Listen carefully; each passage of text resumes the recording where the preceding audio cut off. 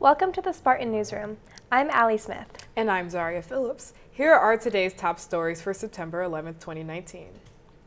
Today marks the 18th anniversary of the September 11th attack and one of the worst terrorist attacks on American soil. When the first plane hit the first tower, citizens of College Station, Texas, at Veterans Memorial Park rang a bell in memorial ceremony to honor the 3,000 victims who lost their lives on 9/11. Flu season is fast approaching, and a new study says that vape users should be especially worried about catching the virus this year. The CDC says that vapes and e-cigarettes weaken the immune system's response to the flu virus. Since August, 6 people from across the country have died of an unknown lung disease related to vaping. The president calls for a nationwide ban on flavored vapes. Until then, doctors recommend vaccinations and thorough hand washing for everyone at risk. Another member of the Trump administration has called it quits. National Security Advisor John Bolton is leaving the Trump administration after long-term differences between Bolton and the president. It is not clear whether President Trump effectively fired Bolton after Trump requested his resignation, or if Bolton offered his resignation himself. It is not known who will replace Bolton as the next National Security Advisor. Former Arizona State Trooper Tremaine Jackson has been arrested on 61 charges in relation to sexual exploitation. So far, 8 victims have been accounted for. The heads of DPS says Jackson was providing leniency to women in exchange for sexual favors.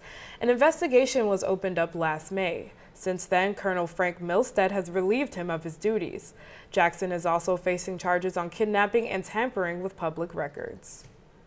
Around 14,000 women will die from ovarian cancer in 2019. New research has found that women who use IUDs as their form of birth control may be lowering their risk of the cancer. Doctors from the University of Colorado have found that IUDs lowered the risk of the cancer up to 32%.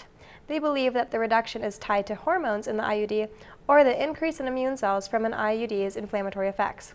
Doctors suggest to talk to your OBGYN to find out what contraception is best for you. A 14-year-old from Shelbyville, Indiana, has been reported missing by the National Office of Refugee Resettlement. Diego Ordonez Pais, refugee from Guatemala, has been living in Shelbyville with his sponsor. After leaving Indiana to visit family in Mississippi, local authorities and those close to him have not been able to find him. Investigators believe human trafficking could be at play and that he's in danger. Detectives are still working with agencies to help find Diego. The Sacramento Public Health Department has their hands tied with a freak accident case from the usage of lotion. A woman is currently laying in a California hospital in a coma, suffering from mercury poisoning, after using Pond's skin cream lotion from Mexico, which was later found out to contain high levels of mercury. Public Health Officer Dr. Olivia Casari says this particular bottle contained a far more powerful form of mercury. Identifying oneself is not as black and white as it used to be. In Ventura County, California, districts are required to have a gender diversity program in elementary schools. Once a year, students sit down with a counselor to discuss the LGBTQ community.